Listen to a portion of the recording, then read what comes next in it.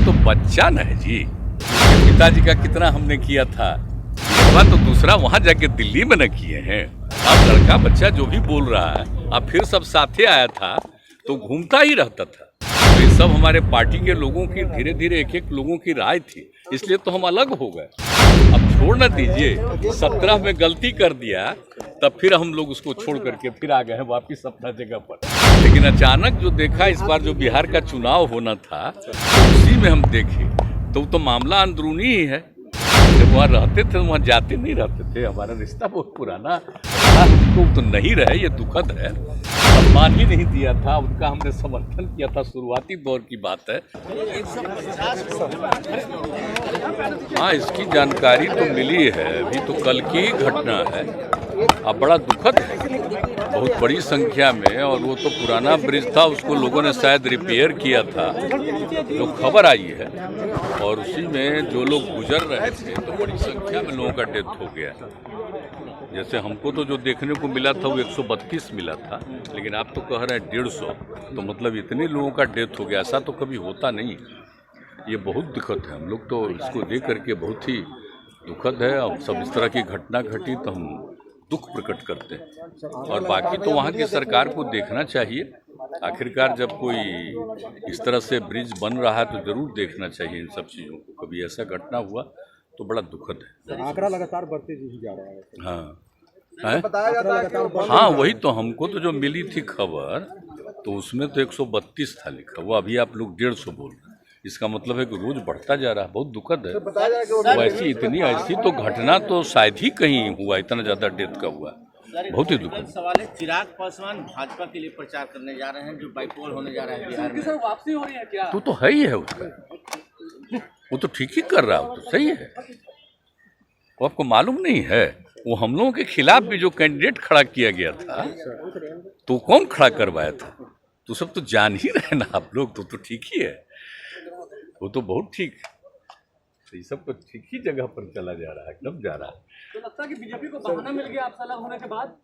आपसे अलग होने के बाद क्या बीजेपी को बहाना मिल गया? चिराग पासवान बीजेपी को हमको किसको बहाना मिला? वो तो था ही सब दिन। अब आपको मालूम नहीं है कि उसके पिताजी का कितना हमने किया था, सम्मान ही नहीं दिया था उनका, हमने समर्थन किया था, शुरुआती दौर की बात है। अभी सब तो बच्चा न है जी। बिहवा तो दूसरा वहां जाके दिल्ली में न किए हैं, तो जब वहां रहते थे वहां जाते नहीं रहते थे, हमारा रिश्ता बहुत पुराना रहा है। उनको तो नहीं रहे, ये दुखद है। अब लड़का बच्चा जो भी बोल रहा है, अब फिर सब साथे आया था तो घूमता ही रहता था। लेकिन अचानक जो देखा इस बार जो बिहार का चुनाव होना था, तो उसी में हम देखे तो मामला अंदरूनी ही है। तो ये सब हमारे पार्टी के लोगों की धीरे धीरे एक एक लोगों की राय थी, इसलिए तो हम अलग हो गए। कि उसके पिताजी का कितना हमने किया था, सम्मान ही नहीं दिया था उनका, हमने समर्थन किया था, शुरुआती दौर की बात है। अभी सब तो बच्चा न है जी। बिहवा तो दूसरा वहां जाके दिल्ली में न किए हैं, तो जब वहां रहते थे वहां जाते नहीं रहते थे, हमारा रिश्ता बहुत पुराना रहा है। उनको तो नहीं रहे, ये दुखद है।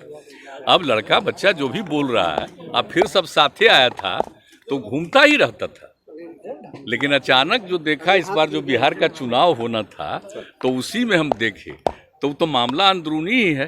तो ये सब हमारे पार्टी के लोगों की धीरे धीरे एक एक लोगों की राय थी, इसलिए तो हम अलग हो गए। अब छोड़ न दीजिए, 17 में गलती कर दिया, तब फिर हम लोग उसको छोड़ करके फिर आ गए हैं वापिस अपना जगह पर। अब इसलिए कुछ नहीं, अब इसको समझ। बीजेपी दावा कर रही है कि दोनों सीट जीतने जा रही है गोपालगंज और मोकामा। देखिए, ये तो जनता मालिक है, हम इस सब पर कुछ नहीं कहते हैं।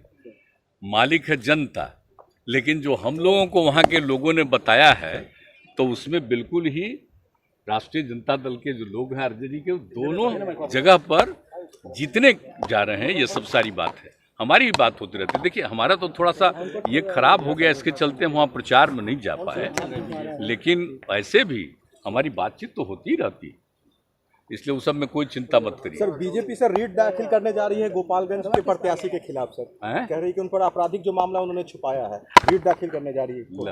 अभी सब कोई मतलब है इसका, क्या देना है? कौन कैंडिडेट होता है, क्या होता है, उसके बारे में कोई ये सब चीज का है। जीवन के दुखों से घबराना नहीं, अपनी समस्याएं हमें बताने से शर्माना नहीं। मिलेगा हर समस्या का समाधान, बन जाएंगे सभी बिगड़े काम। एस्ट्रो ठाकुर जी, घर बैठे पाएं हर समस्या का समाधान। Mobile number 8652114334। भी फोन लगाएं, समाधान पाएं।